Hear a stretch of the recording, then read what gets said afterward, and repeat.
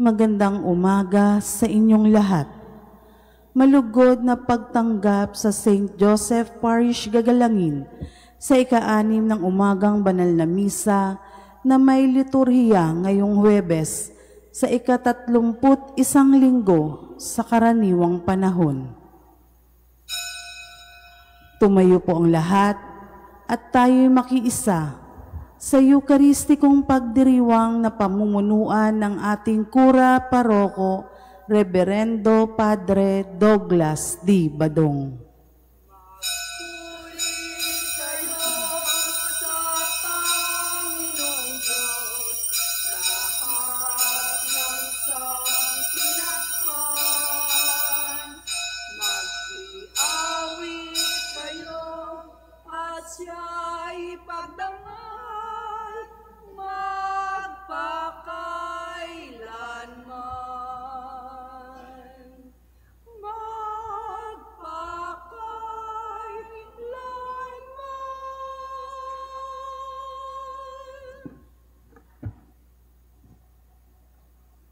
Sa ngalan ng Ama at ng Anak at ng Espiritu Santo. Amen. Ang pagpapala ng ating Panginoong Heso Kristo, ang pag-ibig ng Diyos Ama, at ang makikipagkaisa ng Espiritu Santo naway sumainyong lahat. At sumaiyo rin. Mga kapatid, aminin natin ang ating mga kasalanan upang tayo'y maging marapat gumanap sa banal na pagdiriwang. Inaamin ko sa makapangyarihang Diyos at sa inyo mga kapatid na lubha akong nagkasala sa isip, sa salita at sa gawa at sa aking pagkukulang. Kaya isinasamo ko sa mahal na Birhen Maria, sa lahat ng mga anghel at mga banal, at sa inyo mga kapatid na ako'y panalangin sa Panginoong ating Diyos.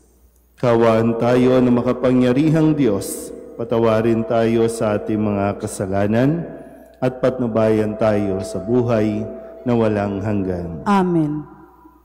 Panginoon, kaawaan mo kami. Panginoon, kaawaan mo kami. Kristo, kaawaan mo kami. Kristo, kaawaan mo kami. Panginoon, kaawaan mo kami. Panginoon, kaawaan mo kami. Manalangin tayo.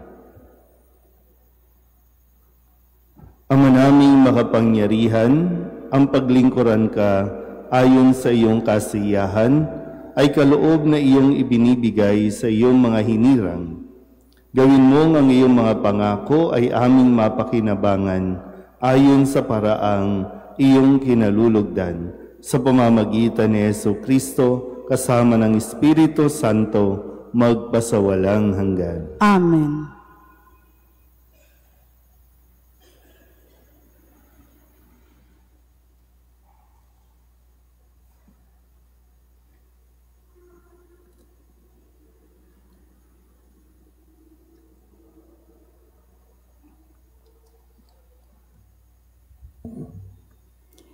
Pagbasa mula sa sulat ni Apostol San Pablo sa mga taga-Roma. Mga kapatid, walang sino man sa atin ang nabubuhay o namamatay sa kanyang sarili lamang. Kung tayo'y nabubuhay, nabubuhay tayo para sa Panginoon, at kung tayo'y namamatay, namamatay tayo para sa Panginoon. Kaya nga, sa mabuhay o sa mamatay, tayo'y sa Panginoon.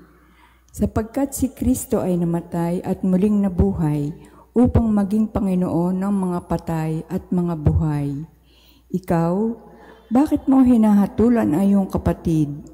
At ikaw, bakit mo naman hinahamak ang iyong kapatid? Tayong lahat ay haharap sa hukuman ng Diyos, sapagkat sinasabi sa kasulatan, sa aking pagiging Diyos, sabi ng Panginoon, isinusumpa kong ang bawat isa ay luluhod sa harapan ko. At ang bawat dilay magpupuri sa Diyos, kaya't lahat tayo ay magbibigay sulit sa Diyos. Ang salita ng Diyos. Salamat sa Diyos. Makikita ang may kapal sa kanyang lupang hinirang. Makikita ang may kapal sa kanyang lupang hinirang. Tanglaw ko'y ang puon aking kaligtasan, kaya walang takot ako kanino man. Sa mga panganib kanyang iingatan, kaya naman ako'y walang agam-agam. Makikita ang may kapal sa kanyang lupang hinirang. Isang bagay lamang ang aking mitiin, isang bagay itong sa Panginoon hiniling. Ang ako'y lumagi sa banal na templo upang kagandahan niya'y mamasdan ko at yaong patnubay niya ay matamo. Makikita ang may kapal sa kanyang lupang hinirang. Ako'y nananalig na bago mamatay, masasaksihan ko ang kanyang kabutihan na igagawad mo sa mga hinirang. Sa Panginoong Diyos tayo magtiwala, ating patatagin ang paniniwala. Tayo ay umasa sa kanyang kalinga. Makikita ang may kapal sa kanyang lupang hinirang. Magsitayo na po ang lahat.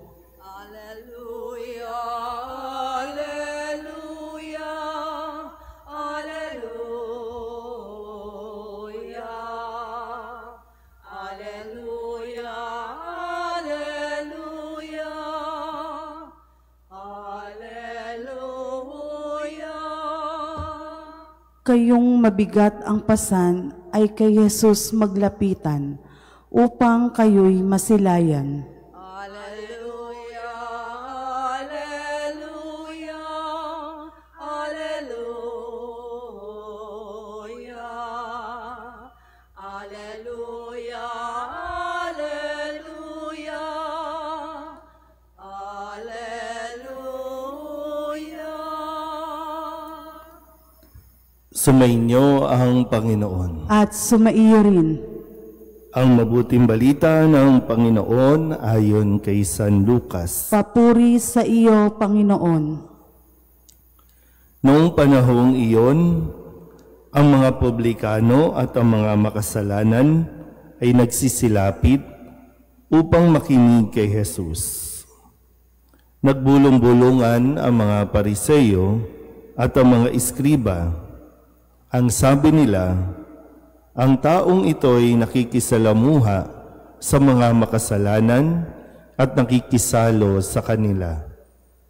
Kaya't sinabi sa kanila ni Jesus ang talinghagang ito, kung ang sino man sa inyo ay may 100 tupa at mawala ang isa, ano ang gagawin niya? Iiwan ang 99 sa ilang at hahanapin ang nawawala hanggang sa matagpuan, hindi ba? Kapag nasumpungan na'y masaya niyang papasanin ito. Pagdating ng bahay, aanyayahan niya ang kanyang mga kaibigan at mga kapitbahay. Sasabihin niya, makipagsaya kayo sa akin sapagkat nasumpungan ko sa wakas ang tupa kong nawawala. Sinasabi ko sa inyo, magkakaroon ng higit na kagalakan sa langit dahil sa isang makasalanang nagsisisit tumatalikod sa kanyang kasalanan kaysa 99 na matuwid na hindi nangangailangang magsisi. O kaya, kung ang isang babae ay may 10 salaping pilak at mawala ang isa, ano ang gagawin niya? Sisindihan niya ang ilaw, wawalisan ang bahay at hahanaping mabuti hanggang sa masumpungan ito, hindi ba? Kapag nasumpungan na ito ay aanyayahan niya ang kanyang mga kaibigan at mga kapitbahay. Sasabihin niya, makipagsaya kayo sa akin, sapagkat nasumpungan ko sa wakas ang nawala kong salaping pilak. Sinasabi ko sa inyo, gayon din ang kagalakan ng mga anghel ng Diyos dahil sa isang makasalanang nagsisisit tumalikod sa kanyang kasalanan. Ang mabuting balita ng Panginoon. Pinupuri ka namin, Panginoong Hesukristo. Isang magandang umaga po sa inyong lahat. Ngayon po ay Huwebes sa ika-31 linggo sa karaniwang panahon. At muli, atin pong sinasama sa ating panalangin ang para sa katatagan, tibay ng loob, para sa muling pagbangon ng mga nasalanta ng Bagyong Tino, no? Lalo na po sa Cebu, no? Na talagang lumubog o inilubog lahat ng kanilang mga pinaghirapan, mga ari-arian, no, wala na, natabunan lahat. No? At talagang kaawa-awa din at kalunos-lunos sa mga resulta ng pangyayari, bunga ng ating pong pagiging makasarili, bunga ng ating pong mga paghahangad na kumita ng malaki. Pero ngayon, no, pag tinitingnan mo yung mga binaha, no? Higit pa sa mga nanakaw, ang gugugulin ngayon, ang kakailanganin, no? Para, although hindi ko alam, no, kung posible pa ba na mahukay yung mga bahay, yung mga kotse, yung mga hayop na ginagamit sa pangkabuhayan, na ngayon talaga ay dahil dun sa baha at mga lupa o putik, no, na inanod ay wala na talaga. No? Halos wala nang ang bubong para tayong experience na nilahar ka o yung gano'n. No? Pero sadyan yan po ang resulta ng ating pong pagiging makasarili. Kaya sa atin po, no, sa ating mga pagbasa ngayon, kailangan din natin, no, madali pong manghusga sa mga nangyari sa ating pong mga kababayan. No? Madaling magturo, no, ng ating mga daliri kung sino ang may kasalanan. Pero sabi nga sa sulat ni San Pablo sa mga taga-Roma, sino tayo para humatol sa bawat isa? Tanging ang Diyos ang mayroong karapatan o kapangyarihan para hatulan ang bawat isa sa atin. Sa ating Ebanghelyo, ang paanyaya ay magsisi tayo sa ating mga kasalanan. At labis itong ikinagagalak. Mahirap, no, gaya na nasabi ko, mahirap yung manghusga tayo ng manghusga at hindi natin makita ang sarili nating pakikibahagi sa kasalanang nangyayari o dulot ng mga kasalanan nangyayari sa ating lipunan. No? Tayo din ay may bahagi dito. Pero kahit na ganun, no, para sa Diyos, kung ito ay ating pagsisisihan at tatalikdan, hindi niya tayo tatanggihan. Kaya nga sa talinghaga na ibinigay sa atin sa ating Ebanghelyo, siya ay nakikisalo sa mga publikano at mga makasalanan na itinuturing, no, ng ibang mga tao. Kaya sabi ng mga Pariseo, bakit nakikikain, nakikisalo sa mga makasalanan? Kasi nakita ni Jesus na higit silang may pangangailangan. Nakita ni Jesus marahil na bukal na sa kanilang puso at kalooban ang pagtalikod at pagsisisi sa kasalanan. Kaya kahit sino sa atin, kahit gaano kalalim o kabigat ng nagawa nating kasalanan, tayo ay hahanapin pa rin ng Diyos. Tayo ay bibigyan pa rin niya ng pagkakataon na maibalik sa kung saan tayo dapat. So, kaya maganda rin po, no, na mahirap kasi pag yung bugso ng damdamin ng ating pinairal, ay madali talaga tayong magalit, hatulan at husgahan ang lahat ng mga involved sa mga project na puro naman kapalpakan. Pero dito, kailangan pa rin natin talagang magdasal at ipagdasal para sa kaliwanagan ng kanilang mga isip.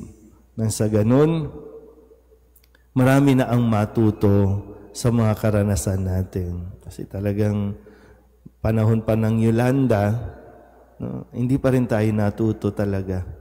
Pero ito, pangalawang pangyayari sa kasaysayan natin, sana matuto na tayo. No? At kung sino man ang may mga bahagi, sana po yung paanyaya magsisi na.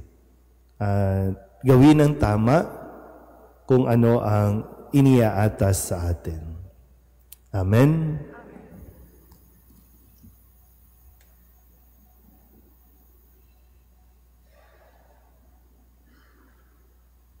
Magsilhod po ang lahat.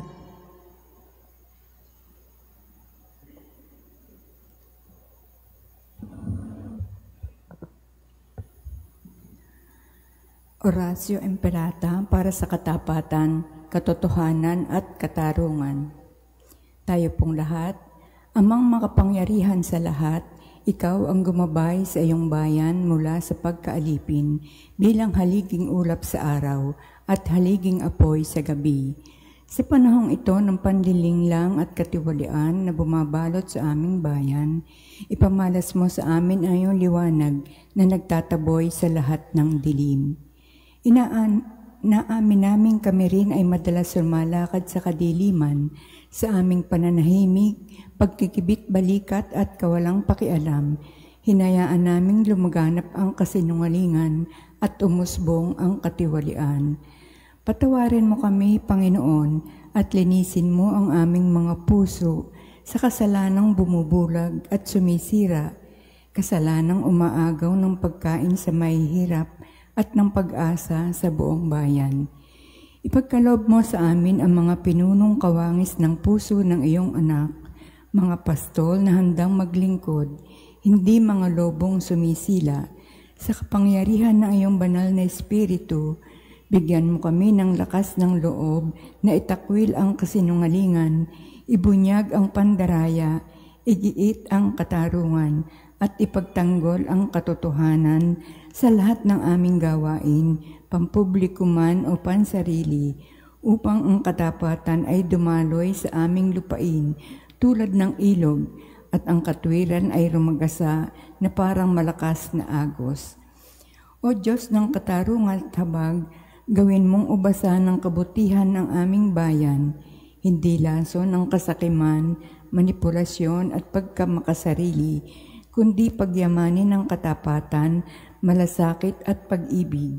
Hinihiling namin ito sa pamamagitan ni Kristong aming Panginoon. Amen. Maria, salamin ng katwiran, Ipanalangin mo kami. San Miguel Arcangel, Ipanalangin mo kami. San Lorenzo Ruiz at San Pedro Calungsod, Ipanalangin mo kami. Handog namin sa iyo, Ama, ang tinapay at alak na ito.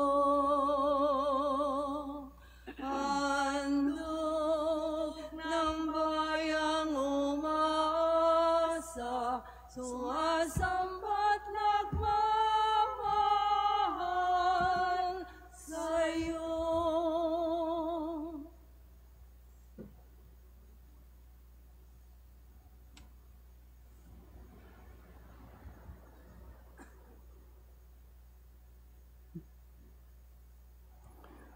Manalangin kayo mga kapatid upang paghahain natin ang kalugdan ng Diyos sa mga makapangyarihan. Tanggapin nawa ng Panginoon itong paghahain sa iyong mga kamay, sa kapurihan niya at karangalan sa ating kapakinabangan at sa buong sambayanan niyang banal.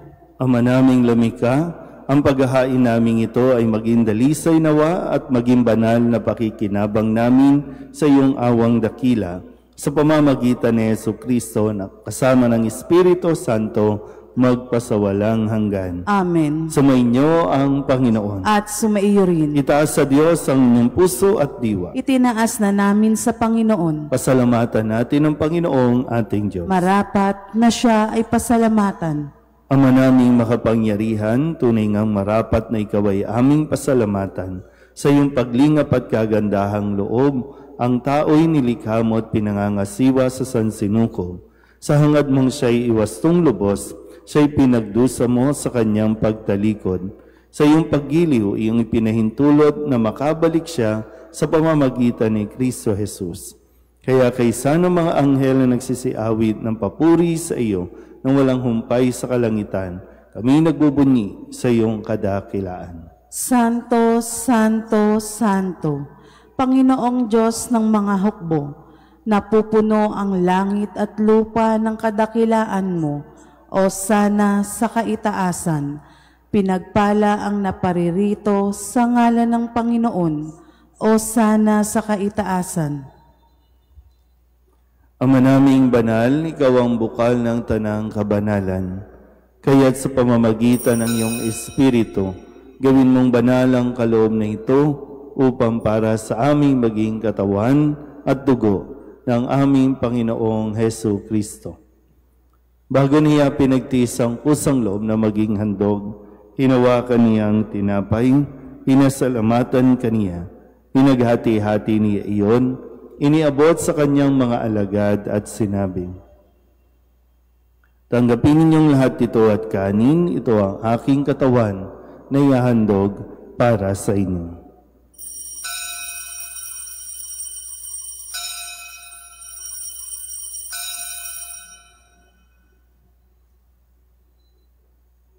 Gayun din naman nang matapos ang hapunan, hinawakan niya ang kalis, muli kaniyang pinasalamatan. Iniabot niya ang kalis sa kanyang mga alagad at sinabing, "Tanggapin ninyong lahat ito at inumin. Ito ang kalis ng aking dugo, ng bago at walang hanggang tipan. Ang aking dugo na ibubuhos para sa inyo at para sa lahat sa kapagpapatawad ng mga kasalanan. Gawin ninyo ito sa pag-alaala sa akin."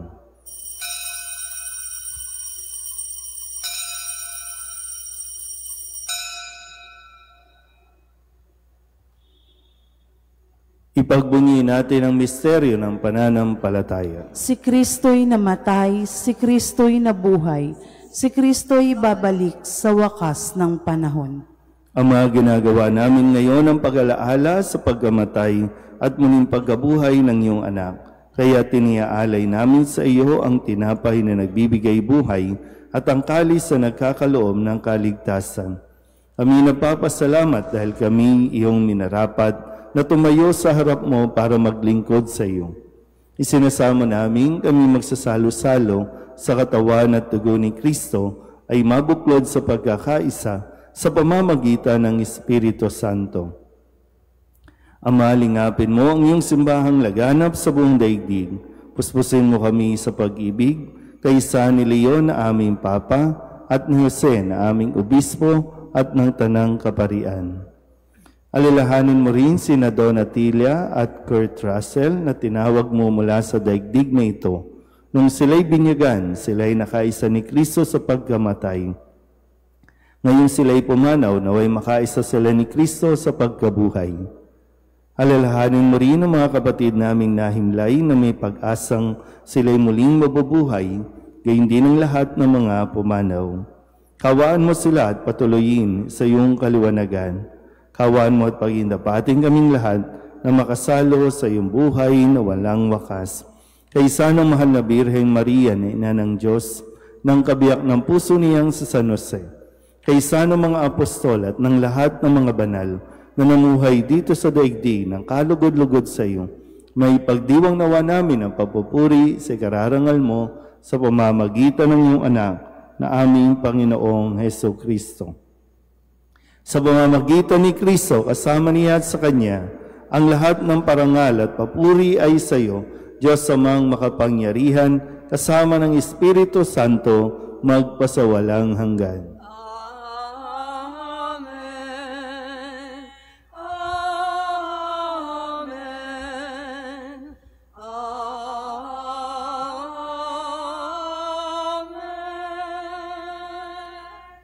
Sa tagubili ng mga nakagagaling na utos at turo ni Jesus sa Panginoon natin at Diyos, ipahayag natin ang lakas loob.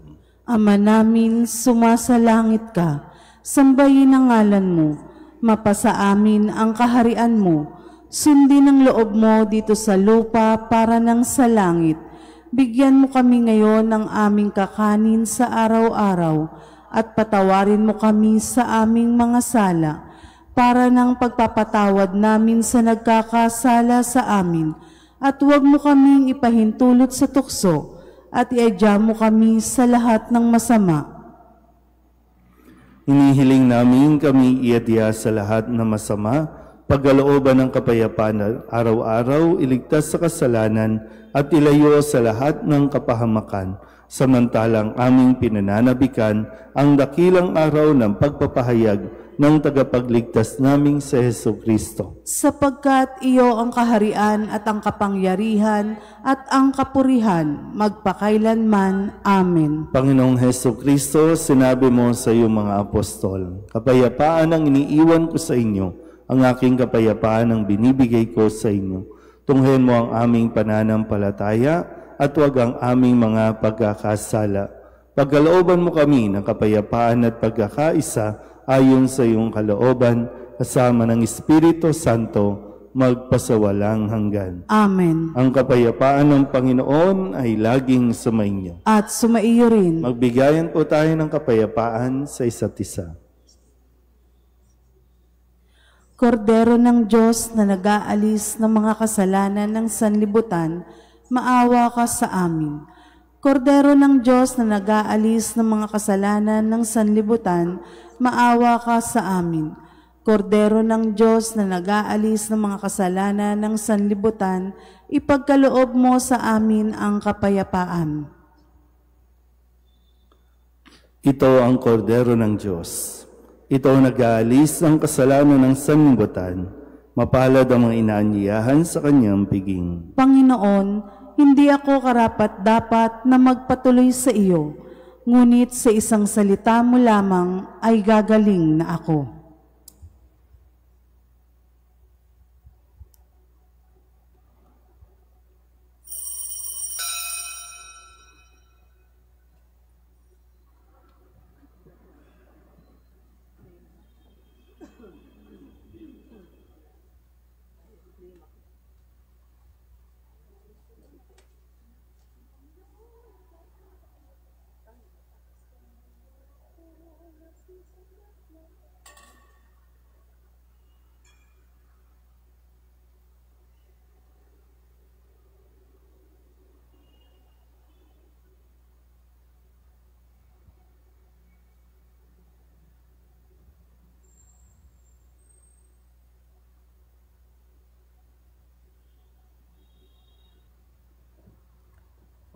Magsiluhod po ang lahat.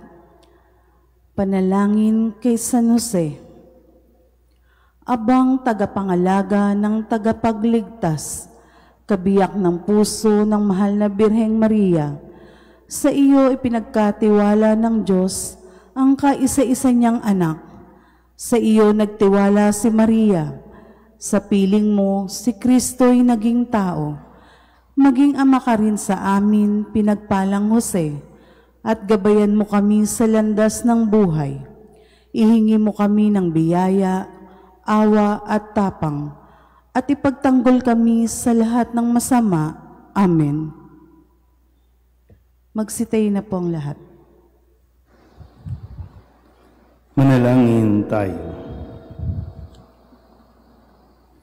Ama naming mapagmahal, magkaroon nawa ng karagdagang bunga ang iyong ginagampanan sa aming banal na pakikinabang upang sa aming pagsasalo maging handa kaming tumanggap sa katuparan ng pangako mo. Sa pamamagitan ni Jesucristo kasama ng Espiritu Santo magpasawalang hanggan. Amen. Mga kapatid, pagkukulan natin ng panalangin ang mga yumao nating mga mahal sa buhay at ang lahat ng mga kaluluwa sa purgatorio.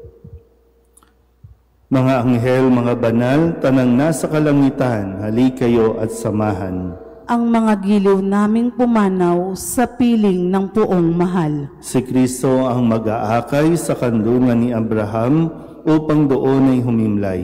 Ang mga giliw naming pumanaw sa piling ng puong mahal. Sa ilaw na walang hanggan, kapayapaan kailanmay pagkamiti ng may kapal. Ang mga giliw naming pumanaw sa piling ng puong mahal. Ama naming mapagmahal, inihahabili namin sa iyo ang aming mga kapatid na pumanaw sa buhay na ito. Huwag mo po silang pababayaan at pamalagiin mo silang buhay sa iyong piling. Alang-alang sa iyong awa at pag-ibig, patawarin mo sana ang kanilang mga pagkukulang at nagawang mga pagkakasala, dala ng kanilang kahinaan. Manatili nawa silang maligaya sa iyong piling kasama ng iyong anak ng Espiritu Santo magpasawalang hanggan. Amen. Kapayapaan kailanman ang igawad ng may kapal sa mga yumaong ating mahal. Sila nawa ay silayan ng ilaw na walang hanggan.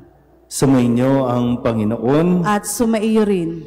at pagpalain kayo ng makapangyarihang Diyos, Ama at Anak, at Espiritu Santo. Amen. Tapos ang banal na misa, humayo tayo sa kapayapaan ni Kristo. Salamat sa Diyos. Magandang umaga po.